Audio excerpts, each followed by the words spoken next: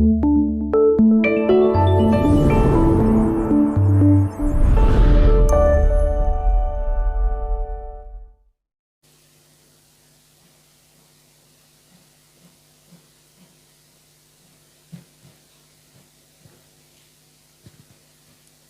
sejahtera dalam kasih Tuhan Yesus Kristus. Apa kabar saudara pagi hari ini?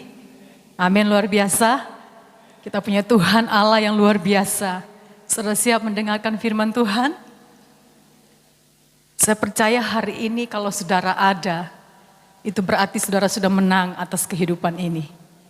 Saudara sudah menang atas ketakutan saudara sudah menang atas kekhawatiran saudara. Kita menjadi orang-orang pemenang dalam Yesus Kristus karena Tuhan yang sudah memberikan bagi saya dan saudara. Baik saudara, kita akan segera membuka Alkitab yang membawa Alkitab. Dalam Yehezkel pasal yang ke-9.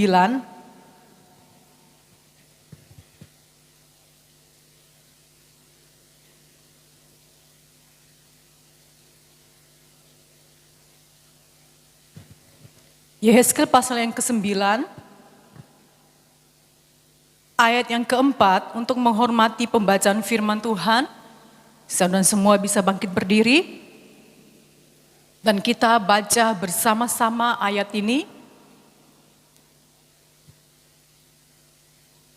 Yehezkel pasal yang ke-9, ayat yang keempat. Demikian bunyi firman Tuhan, 2-3. Firman Tuhan kepadanya, berjalanlah dari tengah-tengah kota, yaitu Yerusalem, dan tulislah huruf T pada dahi orang-orang yang berkeluh kesah, karena segala perbuatan-perbuatan keji yang dilakukan di sana. Puji Tuhan, silakan duduk. Saya berterima kasih kepada Bapak Ibu Gembala yang sudah mempercayakan saya untuk pelayanan firman pada pagi hari ini. Terutama kepada Tuhan Yesus Kristus atas sebuah kehormatan bagi saya untuk melayani hari ini. Saudara perhatikan kalau dalam pasal 9 ayat yang pertama sampai ayat yang ke-11. Di sana firman Tuhan mencatat sebuah penglihatan yang Tuhan berikan bagi Nabi Yehezkel atas apa yang akan terjadi bagi Yerusalem dan penduduknya.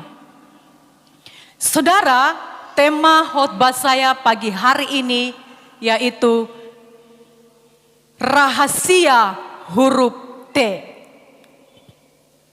Tadi kita sudah baca Tuhan berfirman kepada malaikatnya, kalau saudara baca dari ayat yang pertama, berjalanlah dari tengah-tengah kota, yaitu Yerusalem, dan tulislah huruf T pada dahi orang-orang yang berkeluh kesah dan seterusnya. Saudara, ternyata kalau selama ini kita kebanyakan orang Kristen itu tahu bahwa hanya antikris yang punya tanda 66 di dahi. Betul ya saudara ya? Selama ini kebanyakan orang tahu hanya antikris yang punya tanda 66 di dahi. Itu tertulis di kitab Wahyu. Ternyata saudara, Tuhan jauh sebelumnya juga sudah memberi tanda khusus, tanda pengenal khusus, yaitu huruf T di dahi. Jadi kalau antikris setan dia punya tanda 66 di dahi, itu sesungguhnya karena dia tiru, dia copy paste dari apa yang Tuhan beri tanda bagi orang-orang yang setia pada zaman itu. Ya. Saudara yang kekasih dalam Tuhan Yesus Kristus, sebelum saya membahas apa rahasia dari huruf T. Kalau saudara membaca dari ayat pertama sampai ayat yang ke-11, mengapa Tuhan dia begitu murka kepada penduduk Yerusalem? Padahal kita tahu Yerusalem itulah tempat di mana dia ada di sana karena bait suci terletak di sana. Tuhan begitu mengasihi bangsa Israel, bangsa Yehuda, tapi kenapa Tuhan kemudian berkata dia begitu murka? Sampai dia berkata kepada malaikat pemusnahnya, dari orang tua, teruna-teruna, wanita-wanita, anak-anak, bayi-bayi,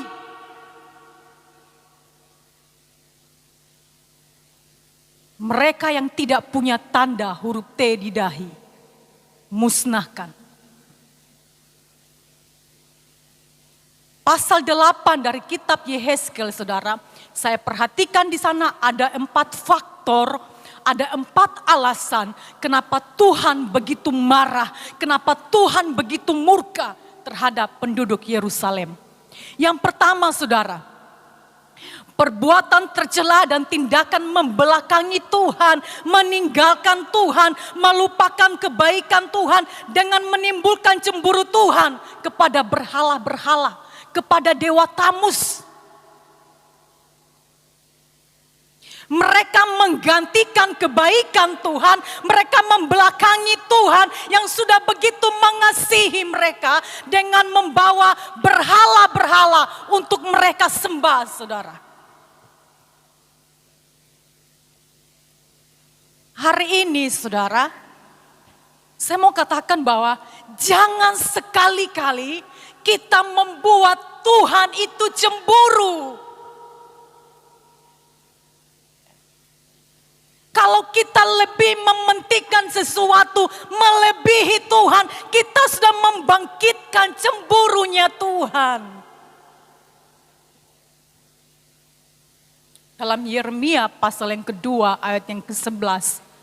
Di sana dikatakan Yeremia, saya akan bacakan saja saudara dalam Yeremia.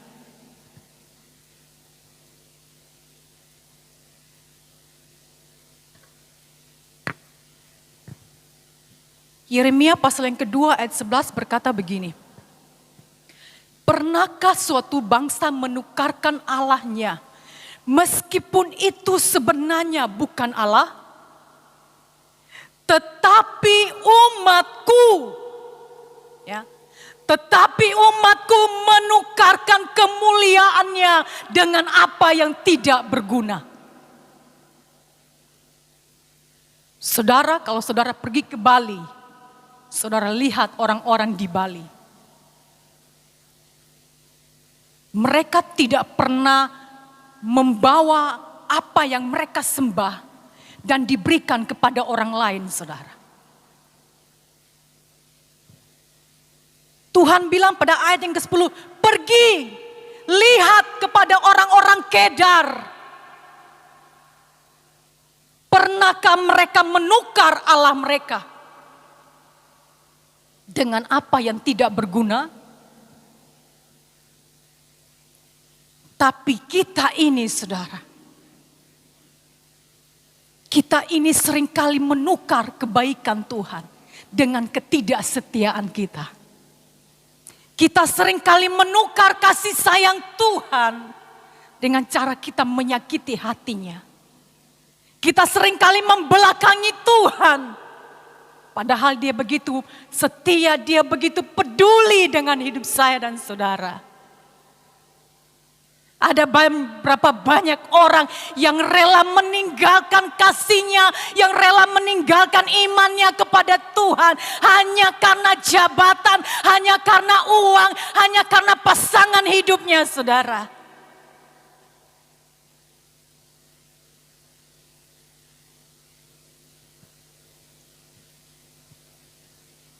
Bulan lalu, saudara, ketika saya melayani firman Tuhan, saya katakan bahwa saya pernah menjadi anak yang terhilang sekian lama tahun.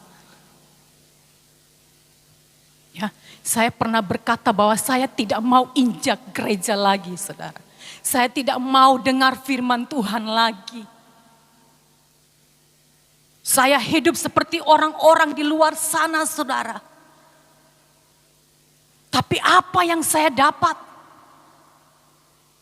Ketika kita meninggalkan Tuhan, ketika kita membelakangi Tuhan, sesungguhnya saudara, kita sementara membuat hidup kita ada dalam jurang yang begitu dalam. Nah, orang-orang penduduk Yerusalem, hal pertama itu mereka meninggalkan Tuhan, membelakangi Tuhan. Yang kedua, saudara. Yang kedua, dari pasal 8 ayat Yehezkel pasal 8 ayat 1 dan seterusnya di sana. Yang kedua, para tua-tua, pemimpin-pemimpin rohani, pelayan di bait suci, mereka sudah menajiskan bait suci dengan semua kejahatan yang mereka lakukan. Ini kita harus perhatikan bagi saudara yang melayani, bagi pemimpin-pemimpin rohani di dalam gereja. Harus perhatikan tingkah laku mereka, harus perhatikan kelakuan mereka, termasuk saya. Ada berapa banyak pelayan-pelayan altar, ada berapa banyak hamba-hamba Tuhan yang justru dengan kelakuan tingkah laku mereka, mereka menajiskan tempat ibadah ini. Mereka menajiskan, mereka mengotori pelayanan ini, saudara.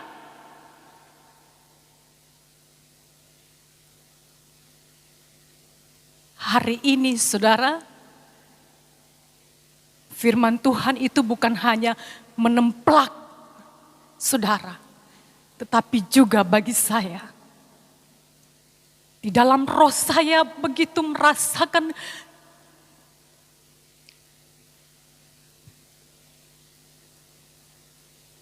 Tuhan kalau marah, Tuhan kalau murka, Dia benar-benar murka, saudara. Kita mau minta ampun pun hanya tunggu kemurahan hatinya. Pelayan-pelayan, hamba-hamba Tuhan, pemimpin-pemimpin gereja harus perhatikan kelakuan kita. Ada berapa banyak jemaat yang harus tinggalkan gereja karena lihat pemimpin-pemimpin yang hidup tidak benar. Ada berapa banyak orang yang harus meninggalkan, kecewa ketika mereka melihat pelayan-pelayan altar hidupnya tidak benar.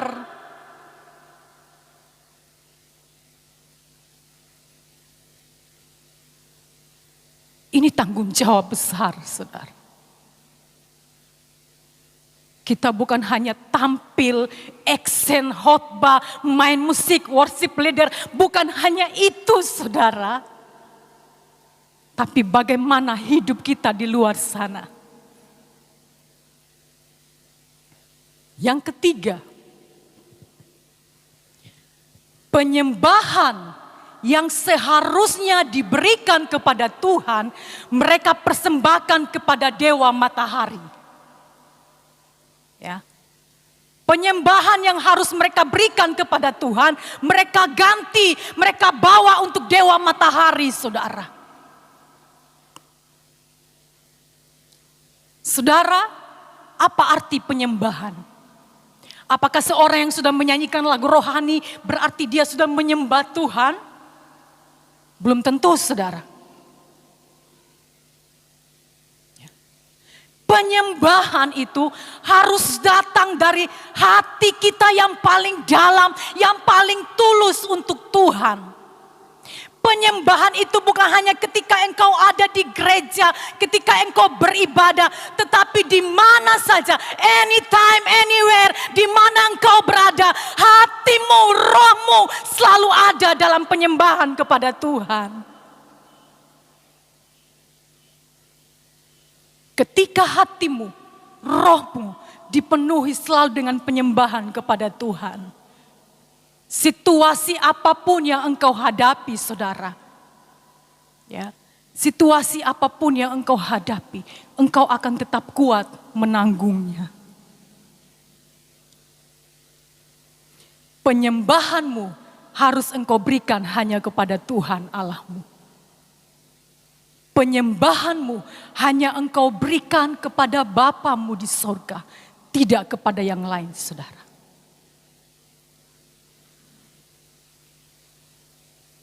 Yang keempat, yang terakhir saudara, yang keempat, bagian yang pertama. Mengapa Tuhan begitu murka? Sehingga dia tidak lagi rasa kasihannya itu seolah-olah menjauh dari Tuhan. Yang keempat, keluh kesah kepada Tuhan akibat dari perbuatan jahat penduduk Yerusalem. Nah, ini yang kita harus perhatikan baik-baik lagi saudara. Ketika orang lihat hidup saya, apa yang mereka lihat dari saya? Ketika mereka mendengar perkataan saya, apa yang mereka dengar? Ketika mereka melihat perbuatan saya, apa yang mereka lihat? Ini yang harus menjadi poin penting yang harus kita perhatikan saudara. Supaya apa? Jangan sampai ada orang yang berkeluh kesah kepada Tuhan ketika lihat hidup saya tidak benar. Saudara bisa mengerti sampai di sini?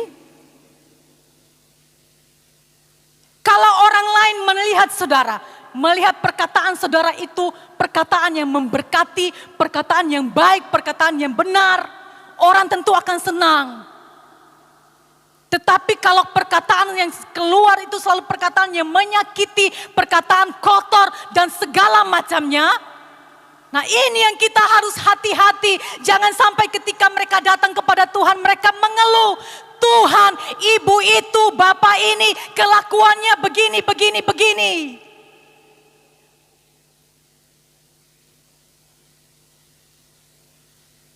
Jadi saudara, alangkah bijaksananya kata Efesus, surat Rasul Paulus kepada jemaat di Efesus. Perhatikanlah cara hidupmu dengan seksama. Jangan seperti orang bebal, tapi jadilah seperti orang yang bijaksana. Amin saudara. Jangan jadi orang bebal. Sudah dinasehatin berulang-ulang kali. Masuk kanan, keluar kiri. Tapi jadilah jemaat yang bijaksana.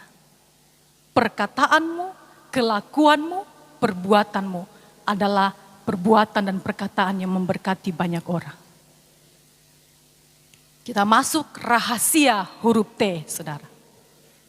Kenapa Tuhan memberi tanda pengenal khusus di dahi orang-orang yang percaya, orang-orang yang setia dengan tanda huruf T di dahi? Arti pemberian huruf T di dahi, yang pertama, Tuhan mengadakan perbedaan antara orang fasik dan orang yang setia kepada Tuhan. Tuhan membuat satu garis tegas. Tuhan membuat perbedaan yang sangat jelas antara orang fasik dengan orang yang setia kepada firman-Nya. Yaitu tanda huruf T di dahi. Yang kedua, tanda huruf T di dahi itu untuk menyelamatkan mereka dari 6 malaikat pemusnah atas perintah Tuhan pada saat itu. Nah, saudara, apa itu huruf T? Ketika beberapa tahun yang sudah lewat saya membaca ayat ini, saya tidak mengerti, saudara. Kenapa hanya tertulis huruf T di sana? T ini maksudnya apa? Ya, kalau 666 kita sudah tahu itu angka 66. Ini huruf T ini maksudnya apa?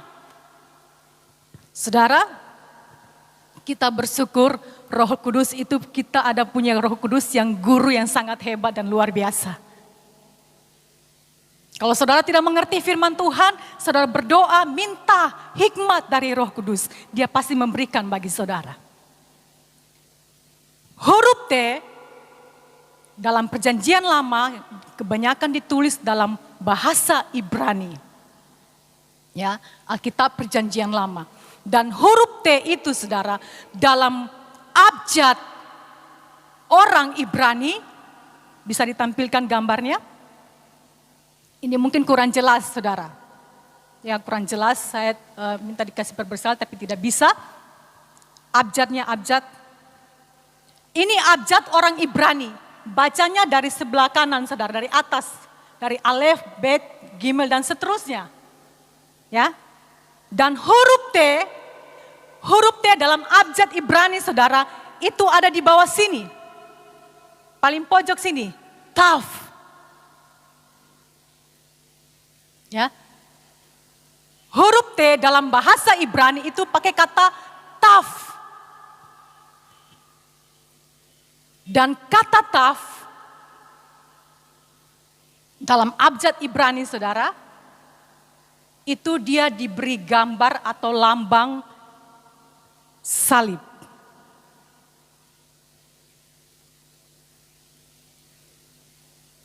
Taf dalam bahasa Ibrani atau huruf T dalam bahasa Indonesia mempunyai lambang dalam abjad Ibrani adalah salib. Saudara bisa mengerti sampai di sini? Jadi tanda huruf T yang diberikan oleh malaikat kepada orang-orang yang benar, orang-orang yang setia adalah tanda salib di dahi.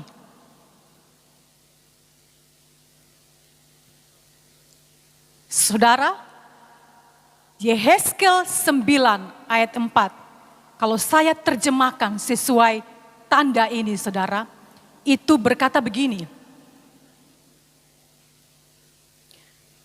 Firman Tuhan kepadanya, berjalanlah dari tengah-tengah kota, yaitu Yerusalem, dan tulislah tanda salib pada dahi orang-orang yang berkeluh kesah karena segala perbuatan-perbuatan keji yang dilakukan di sana.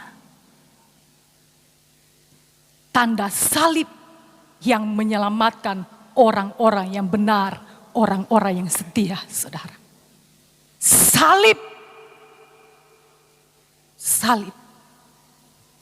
Salib yang menyelamatkan mereka dari penghukuman.